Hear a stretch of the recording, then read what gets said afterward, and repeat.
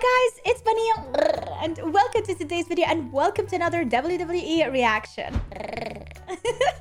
A lot of people ask me, what is that noise you make at the start? I'm like, it's bunny sound. That's me being cuddly. Alright guys, this video was recommended by Melchard Caranto and he said, can you react to the video breaking down my rivalry with The Undertaker by Maven Huffman? And I did find the video itself. Holy moly, I just finished reacting to the last Ride documentary by The Undertaker on WWE Network, and all the parts are out on my Patreon, patreon.com/supportbunny, if you are interested in checking them out. I will leave a link in the description down below for my Patreon. And I have heard also like the tales of the dead man, some stories here and there about The Undertaker. So listening and hearing new things about The Undertaker always overwhelms me, and I love it. Like, makes me happy, not overwhelmed. Like, overwhelm is not a good word, I think. It's bad. English is not my native language. That's why it's so hard for me to speak it. I try to communicate my thoughts immediately without any script or anything that I rehearse in advance. And sometimes it's really hard and I screw it up easily. Back to the video. Let's go and check out Maven Huffman. But you have to go and watch the main video first. If you're just interested in my reaction and my commentary, whatever, stick around. But if you're interested in the actual video, go and watch Maven Huffman video and his channel. He's amazing. So yeah, let's see breaking down my rivalry with The Undertaker. This video is sponsored by Keeps. Just 3 months into my WWE career, I was feuding with one of the all-time greats, The Undertaker. In this video, I'm going to be breaking down my rivalry with the dead man, sharing what was going on in the ring as well as behind the curtain. Now, my feud with Taker begins on January the 20th, 2002 in Atlanta, Georgia at the Royal Rumble. Now, Taker comes out number 8 in the Rumble, followed by Matt and Jeff at 9 and 10. And you'll never guess who was number 11. Well, whoever's next has got less than 10 seconds to think about it. So at this point, Taker had cleaned house. And as you see, Matt is coming out. At this point, I am already backstage. I'm in Gorilla. Terrified's not even a word that I can use. I was literally shaking in my in my sneakers, because at this point, I still didn't even have wrestling boots. When I come out in what's equivalent to pajamas and sneakers, that's as close to wrestling gear as I had. And I've mentioned it before, if I miss the drop kick, if I don't hit him hard enough, there's no way he's going to be able to sell to get over the top rope. And then what happens? The spot has that he's exiting the Rumble. I'm not starting a wrestling match with Taker. Every aspect of my hopes and dreams relied on the spot that's coming up. Okay. Can't believe my eyes. I can't believe what I'm watching. Undertaker got that low blow. Basically, what these two are doing right now is just killing time. They're waiting, for that clock to start to get Jeff in the ring. See Undertaker over. We have a Teddy Long sighting. Teddy has truly done everything in the business, from manager to referee. Jeff is sprinting to the ring. Jeff Hardy blocked that, and now both Jeff in the building. Notice how Jeff always has just a different look to him. I remember asking him backstage about his looks, and he told me that every time you change your look, they change and they add you're on a different video game, or maybe they make a new action figure of you. So it was always, there was always a financial component to Jeff changing his look. I remember being backstage, and we would see a sink, and sometimes it would have hair dye in it, and that was Jeff changing his hair color. He could go from blue to green to, as we see right here, red. Definitely something I was never gonna be able to do. What am I gonna do? I'm not gonna dye this. And that makes me think of today's sponsor, Keeps. Now, by the time I got to WWE, the time had already passed for me to have cool colored hair like Jeff Hardy, but it does not have to be like that for you. Today's video sponsor, Keeps, is here to keep hair. A guy with no hair gets a sponsorship for a hair product, and I bet he sold it without even having to try it. Now that's business, and that's literally what I'm missing. I can be using something every single day and I can be like literally swearing by the product and I still would not know how to sell it. I'm not a salesperson. I can't do that shit. On your head. Now, 2 out of every 3 men are going to experience male pattern baldness by the age of 35, myself included. And if you're looking for a tag team partner that gives you a fighting chance at retaining your hair, well, that's where Keeps has your back. Well, Maven, how does Keeps work? Easy enough. First, you're going to fill out an online consultation that's going to match you with a provider. They're going to tailor a treatment plan that specifically addresses your hair loss concerns. Keeps also offers hair thickening shampoo, conditioner, and styling pomade.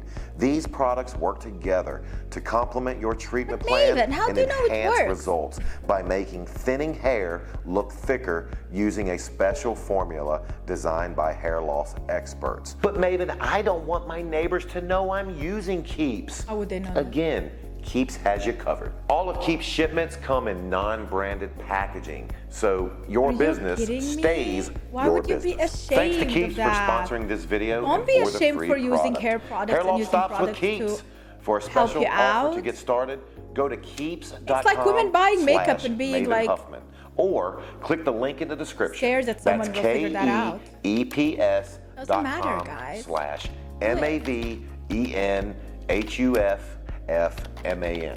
And a big thank you to Keeps for sponsoring this video. Undertaker double team and almost beheads. Now Taker's about to get rid of both of the Hardy Boys. Obviously, Lita's out. The referee did his job, got her out. Taker wasn't going to throw her over the top rope. Great elimination right there. Look out! And the Hardys eliminated by the Undertaker. Right now, the stage is set. Everyone in Atlanta sees the dead man in the ring by himself. Who's coming in next? Maven. I guarantee you, if you would have asked everybody there who the next participant of the Rumble would be, would never guess. There's not a soul in there that would have said Maven. Oh man, what? I've always loved Taker's face right there. He sells it perfectly. He just, in that one look, says, I could care less about this kid. This is going to be easy work, getting rid of him. Yeah. Now as I slide in, boot to the face, done. The Hardys coming back in while I'm off to the side selling. Big bump from Jeff right there. Now the stage is set. I literally still get goosebumps. Every time I see it. And he actually did it. Taker's face right there, he sells it perfect. This kid did that to Undertaker. That look is what would start our feud. Now I see what I have, what's coming next. And it is a mad Undertaker. Dare you? The idea for the dropkick, the idea for the elimination was Taker's. He's the one that knew there was absolutely nothing that he was going to lose, meaning he wasn't going to look bad. He wasn't going to look stupid. It wasn't going to do anything negative for his career. But he knew that he could help build me, and he could help. Always like to build Tough Enough as a whole. Wrestlers. We're a few months from Tough Enough being done. Tough Enough 1, and they knew they wanted to get to a Tough Enough 2. How do you do that? You make sure the winner, me, of Tough Enough 1 has success. Taker knew how to do business. He proved it right here. The Undertaker in his own yard by a very raw. Even I think you should eliminate yourself. There was a small part of me, as he was coming to me, that thought he was really mad. Like, I didn't know. Maybe I kicked him too hard.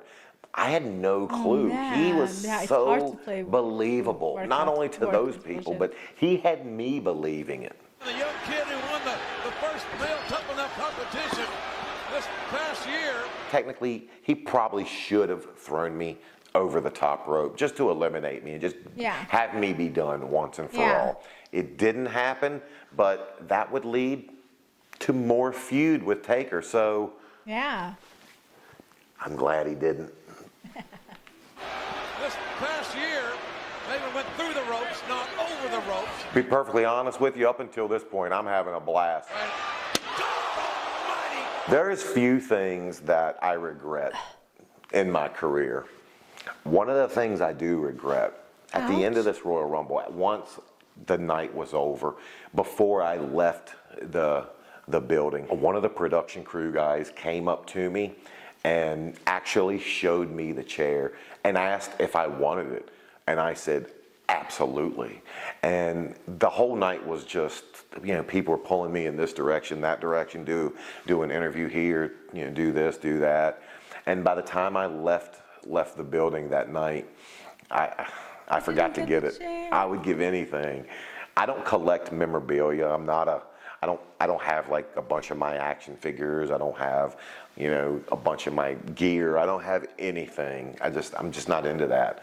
That's the one thing I would like to have. That chair that he just took my head off with. I would love to still have that. So you can feel the pain over and over again every time you see that chair. They have just ended this young kid's career. He pushes the cameraman out of the way, and the cameraman takes a good bump, and that's all planned. And the reason it's planned, Undertaker would never do that.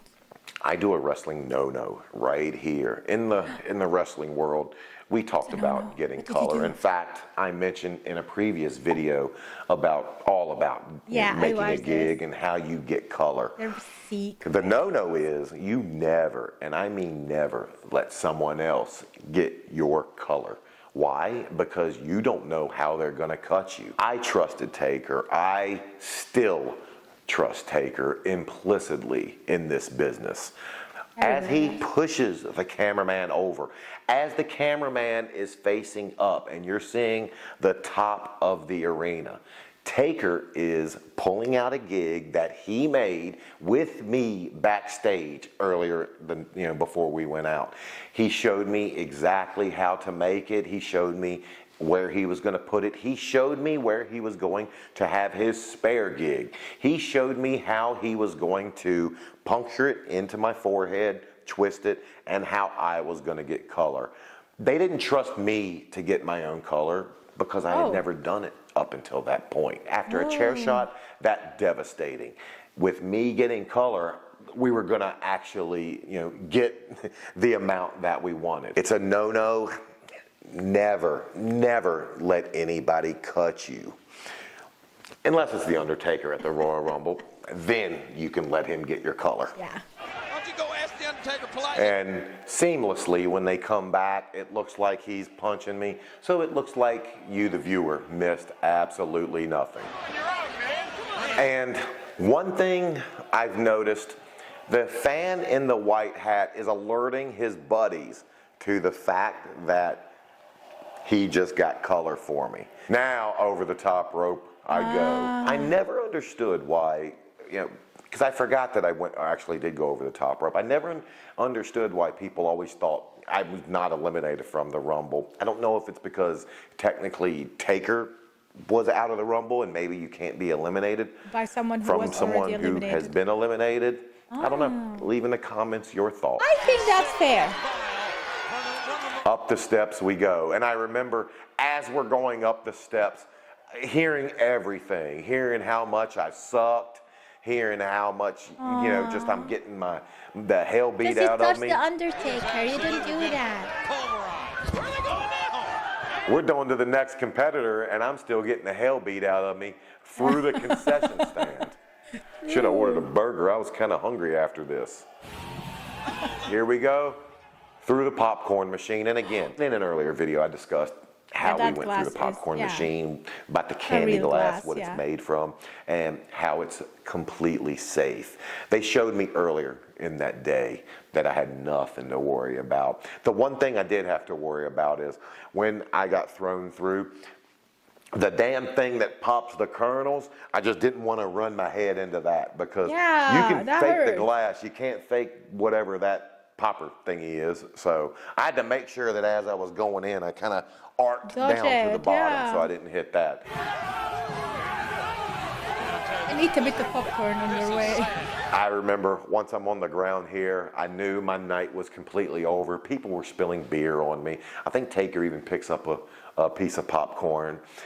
But I'm laying there in a pool of my own blood, just relieved, knowing that the biggest moment of my life, the one night that could set my career off, I pulled it off. Once the cameras were off me and Taker, I immediately was taken and escorted to the back by a member of the security. Obviously, you know, it had two guys on either side of me selling what just happened to me. I just had the hell beat out of me. I was bleeding. They took me, you know, backstage, and I immediately saw Taker, and seeing the smile on his face and having him tell me that, yeah, we pulled it off. You did a good job. Nice. Was the best feeling in the world. I probably bugged the hell out of him because I think I asked him about 75 times that night, are you sure everything was okay? Are you sure everything was okay? And every time he just smiled, he was like, yeah, you were great, kid. It's the one thing that I know I'm always going to have a small place in you know, not only Royal Rumble history, but WWE history. And I will take it. Thank you again, Taker.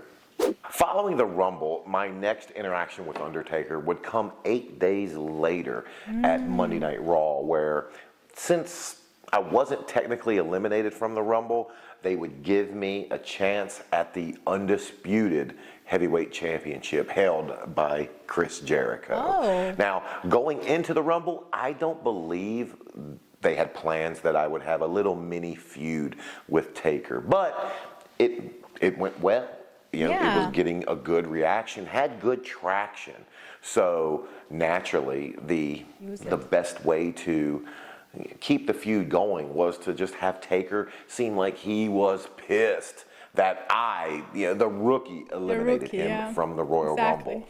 And after my match with Jericho, I'm gonna be the recipient of that anger, and I'm gonna come face to face with an angry Undertaker. Trying to fight, but keep the meeting turned over, and Jericho We jump ahead to the end of my championship match. Jericho trying to get me in the walls. Jericho, there you go, that's it. Thank God. With my championship match with Jericho ending in defeat, insult and injury would follow, with Taker coming to the ring. Went from bad to worse. And Jericho got out of the ring like a scalded dog. I'm glad I'm not Maven right now. Yeah, putting gloves on. I'm glad I'm not Maven. Jericho reclining. No way. From behind. Oh, look at that shot. He actually caught me a little bit there. You could actually hear it. Absolutely distasteful. Now comes the spot that we've talked about before in the Secrets video, the chair spot. Taker was great at knowing I want to get as much mileage out of this. Why? Because the more mileage I get with the kid, the more we can build his credibility. And I needed anything I could get at this point to build my credibility, to have everybody in the crowd think, okay, Maven not only belongs here, but Maven, he's someone I can get behind. He's someone I can cheer for. What's Undertaker going to do here? You know what's coming. I probably shouldn't have been going to grab the chair right here like I was. I should have. The one thing you learn in wrestling, the more you're in, is just let things breathe. Take your time. Don't rush into things. Taker's taking his time. He's looking around, letting the audience digest it, letting everybody take it in. Yeah, I would learn that later, you know, the more my career progressed. But obviously, as a I need to learn that rookie, too. I'm just like, go for the spot. Give me the chair. I always think being fast is better. Keep the people I'm just happy that another and interaction with the Phenom went as well as it did. I probably should have sold that cough a little bit more. I probably should have been, you know, just literally just spitting up. I mean, I should have hammed it up. And that was his move. He came up with that earlier in the day. I would have never thought about it. In fact, funny story. After that spot with the chair on the throat, and I was being ribbed, but Curt Hennig, Mr. Perfect, comes up to me afterwards, and he deadpan backstage. He says, "You should probably try to find a neck brace. You know, that's a devastating move. You want to put Taker's move over." So I'm like, "Yeah, okay." So I went up to Taker and I asked him. I was like, Curt Hennig told me I should, get a neck brace and put it on. Do you want me to do it? I'm more than willing to do it and then wear it in public. And Taker was like, "Nah, you're good. You don't have to go that far." Taker took care of me. He knew I was getting ribbed, but I would have did it. If he would have said yes, I'd have been at the neck brace store an hour later, and I would have got the thickest one ever. And I would have wore it for as long as they told me to. They could have had a hell of a rib on me, because I would have definitely done it for sure. Aww. So my next run-in with The Undertaker would come on February the 7th on a SmackDown airing. And just why like he stopped, though. when I never got watched the called up video for the why Rumble, I was in Cincinnati. I was at training and developmental at HWA, Heartland Wrestling, when I got the call and told me that they were going to be flying me out that day to film SmackDown that night. Just like with the Rumble, I was not at the building at 1 o'clock like all the other talent was. By the time I arrived in the building, I actually did not have much time to get ready. The doors were already open, meaning they had already let fans in. So I'm rushing in, flipping out, thinking, I've got to get together. I've got to get my match with Taker, prepped and ready. And walking up, found him. I'm frazzled, and he's cool as a cucumber, just sitting there, not, doesn't have a care in the world, because he knew that we were going to be okay. That goes to show how much of a professional he was. Like he went through that so many times. And I don't want you to forget what Taker did to you last week. Again. Eyebrows, though, were thick. That's why I do my eyebrows. Maven, there is no way we had the same thought and the same scene. Literally the same clip. I'm like, okay, now I don't. They were. Not anymore. Now they're perfect, okay? Look at that. Somewhere, Groucho Marx's family is looking at this, and they even think those things are ridiculous. So all of you that leave in the comments, Maven, why do you do your eyebrows? That is why. Like, I'm seriously mad at my family for letting me walk for 20-some years with those things. Things go really bad. I've got the car running. It's gassed up. I'll get you out of there as quick as I can and get you shoved in there, and we'll get you off to the hospital, okay? Yeah, Al Snow's playing a character, but that's also him being Al Snow. Like, he would say that. That's just, I love it when somebody gets who they are into their character. That's perfect. Well, Maven, with just about a half dozen matches under his belt. Al Snow. Now, this is all legal. Al Snow tossing that trash container into Maven. Now, Taker told me before we went out there, he said, if you hit me with something, bring it, hit me. He would rather me hit him hard than me hit him soft, and it looked bad. Yep. Disqualification in a hardcore I forget when, but at some point, the top of my head gets cut. Al protecting me. And again, I'm sweaty mess, and people are still rubbing me, touching me. The lid, he gets the whole where at in life people would want to touch a sweat. Oh, block, good punch. And whenever I was against the barricade or whatever, some people didn't like to be touched. I could care less. It's always been funny to me that you're sweating, sometimes you're bleeding, and people touch you. I think only in wrestling is that the case. I would not literally touch the person I love the most. They're sweaty. When you see me throw occasional punches or whatever, he's telling me fight back. Just like within the Rumble when we were going up the steps.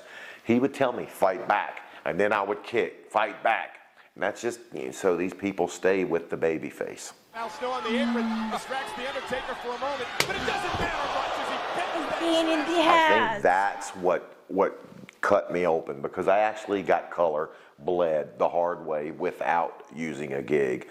The trash cans that they used, they didn't hurt.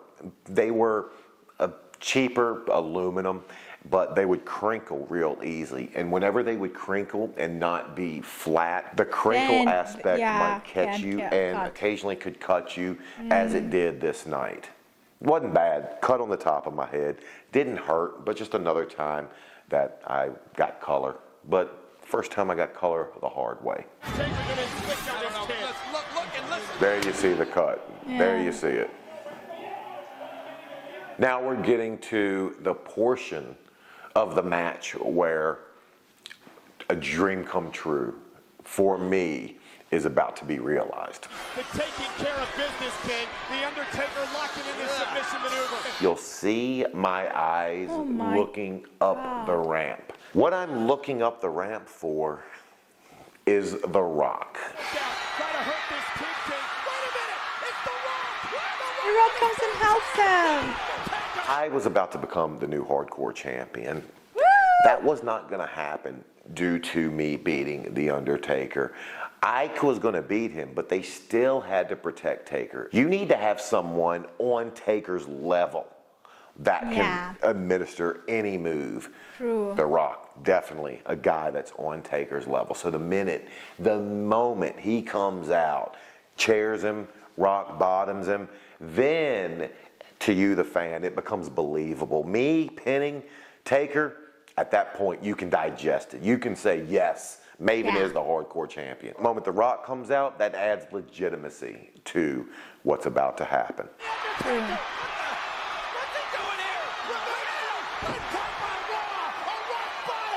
I had a little bit of help here. I had Al telling me when to start rolling, and as I'm crawling over, I have Taker telling me just the speed to come over to him to pin him. No way. Hardcore title on the line. Here's the cover. Here we go. Yeah.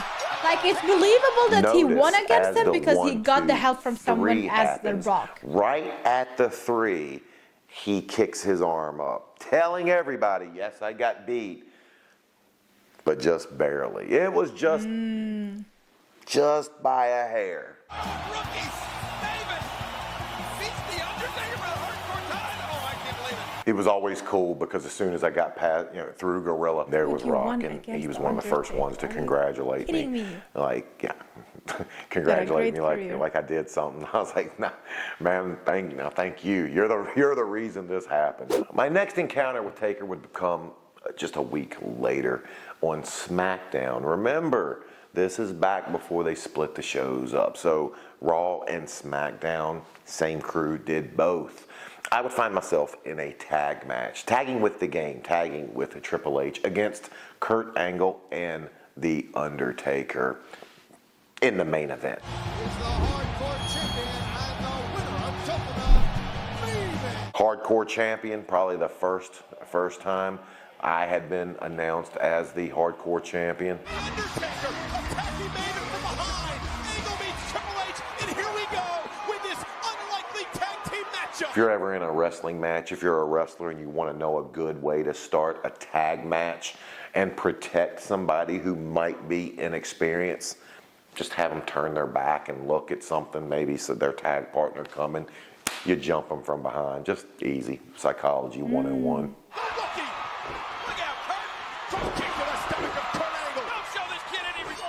Here's a German, my first German suplex. Had never done a German suplex, but earlier in the day, Kurt told me. He showed me how to do it, and he told me basically if you grab and just do this, I'll take the bump myself. And I thank you for teaching me a German suplex, but it's the bump that you pretty much take yourself, and you have to protect yourself. McMahon Helmsley, and the elbow driven to the heart of Maven. The cover, there's one, two. Good save by Hunter. Oh my God, he keeps getting saved by Legend.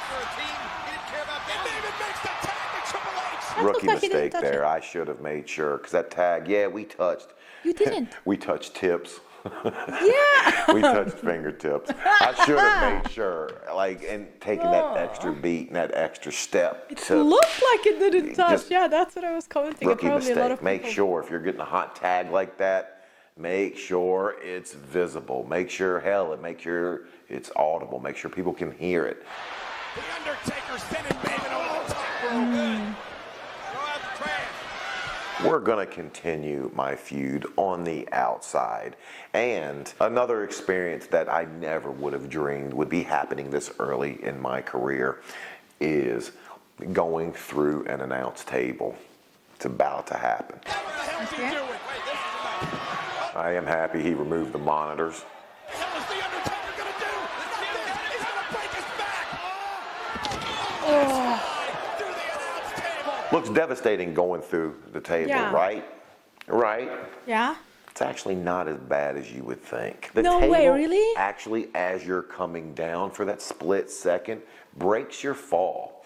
And it True, in a stops your way. momentum, which means you're not going to hit, you're not going to land with near as much force than Unless if the you table don't wasn't really there. So land that's directly one on the reason it's table. actually better. The second reason, when I land, they had a little bit of a pad, little cushion under there. And if you watch over again, you can see I'm not going all the way to the ground. So, to be honest with you, going through that table, that bump They still right have the there, cushion? I didn't it's one of the notice that. easiest bumps I ever took. Didn't feel a thing.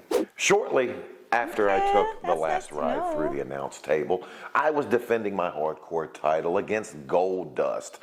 But lo and behold, I would get another visit from the dead man. Goldust could be blinded from that fire extinguisher. Can he see? Goldust made a mistake, and now the sore loser. After defending my hardcore championship and catching Gold Dust with the 1, 2, 3, and as my arm's getting raised, Okay.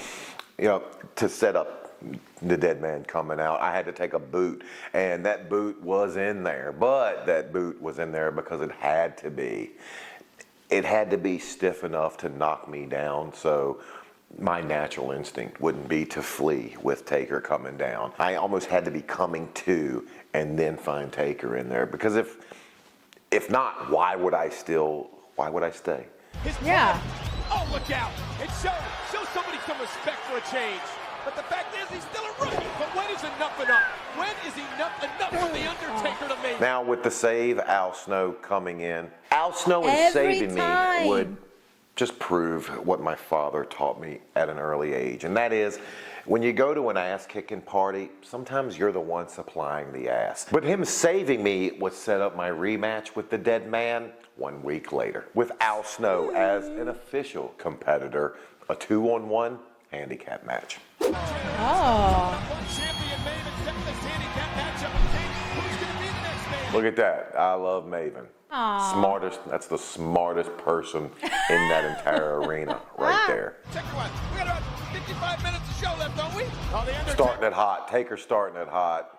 Oh, on Al. Al was so good at selling. He knew how to use his hair so well. Undertaker, I think he's got him. Covered by the Undertaker, and maybe I'll tell you, you got to give that could kid, have he's this.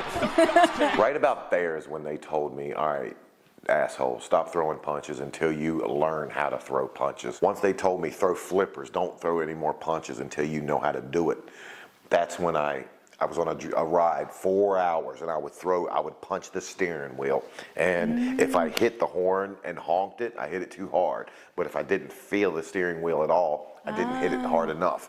And literally for 4 hours, I held and just practiced my snapping, hoping that I just barely touched the horn. And I actually got to the point to where I could and still can throw a pretty damn good punch. So I got that and the drop kick. There's 2 moves for you. Maven defeating the Undertaker to win the hard. The American fat ass, and that guy sign says I love Angela. I bet $100 he doesn't even know Angela anymore. He slams to the canvas off the choke slam. Slam dunk. Oh. And the Undertaker is going to punish the kid even more. On purpose? He wants me to feel. He wants me to feel every bit of it, and back to the Maven, what did you do to rake that dead across man? the bridge of the nose. You made him real mad. Now we're back on the same move that I won the championship on, but this time he locks it in. And he's got the tap. Yeah, that's a move that if pressure is applied, it does hurt. It's one of the moves that is based on a real-life submission move. Oh, okay.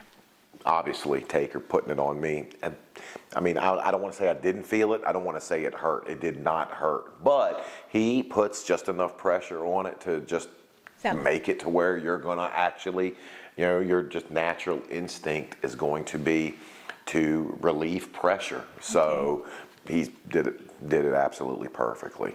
After Al and I would lose to The Undertaker, my feud with him would simmer down a bit, but we would rekindle it at the same event where it started, the Royal Rumble. And I would find myself in the same position with the opportunity to eliminate him.